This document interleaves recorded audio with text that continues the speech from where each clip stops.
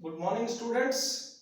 This is English class, and our topic is daren't because the lesson is models. आज हम model डेरेंट के बारे में स्टडी करेंगे.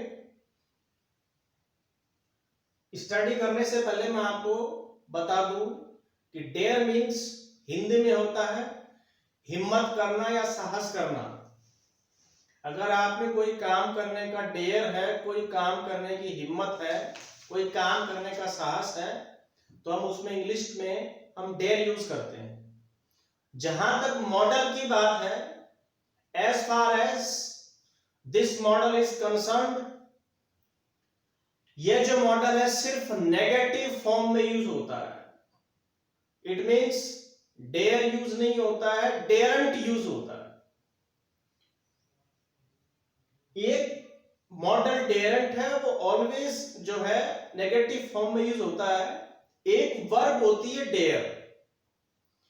आप जब मॉडल को यूज करते हैं तो सेंटेंस का स्ट्रक्चर कुछ और होता है, और जब आप डेयर वर्ब को यूज करते हैं तो स्ट्रक्चर कुछ और होता है.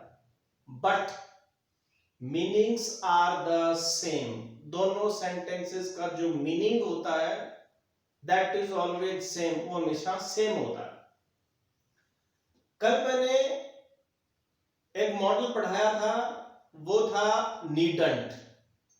ये बिल्कुल सेम टू नीडंट, ये नीडंट जैसा ही है. इसमें आपको सिर्फ इतना ही करना है, नीड मीन्स रूट होना, नीडंट नेगेटिव था, डेयर हिम्मत करना, डेरेंट नेगेटिव है.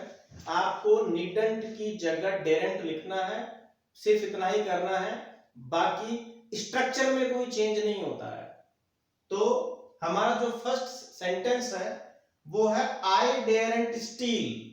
इट मीन्स मैं चोरी करने की हिम्मत नहीं कर सकता, या मुझ में चोरी करने की हिम्मत नहीं है. Second example, you daren't do it. आप में ये काम करने की हिम्मत नहीं है, या आप ये काम करने का साहस नहीं कर सकते. और थर्ड एग्जांपल है, he daren't speak before his parents. वो अपने पेरेंट्स के सामने बोलने की हिम्मत नहीं कर सकता, या उसमें अपने पेरेंट्स के सामने बोलने का साहस नहीं है. अब हम आते हैं जो वर्ब है डेयर उस पर. इसमें हम देखते हैं he does not dare to steal. Meaning same है, वो चोरी करने की हिम्मत नहीं कर सकता, या उसमें चोरी करने की हिम्मत नहीं है. Second example is you do not dare to do it. आप में ये करने की हिम्मत नहीं है, या आप ये काम करने की हिम्मत नहीं कर सकते.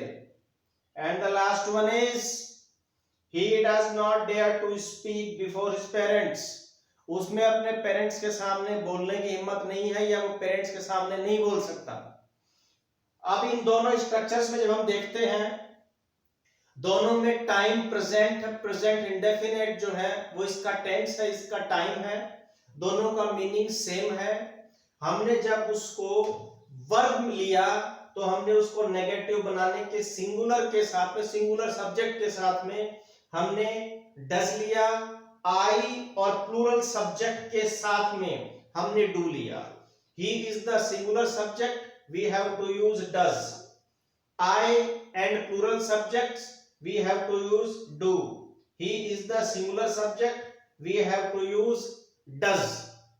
तो इन दोनों में डिफरेंस ये है, इसमें हमें हेल्पिंग वर्ब नहीं लेनी है, और डेरेंट के बाद में जो हमारी मेन वर्ब है उससे पहले हमें टू नहीं लेना है. जबकि जब हम डेयर को वर्ब के तौर पे यूज करते हैं तो हमें हेल्पिंग वर्ब लगानी पड़ती है, और उसी के साथ में जो हमारा मेन एक्शन यानी कि जो मेन वर्ब होती है, चोरी करना या करना या बोलना, उससे पहले हमें टू यूज करना होता है.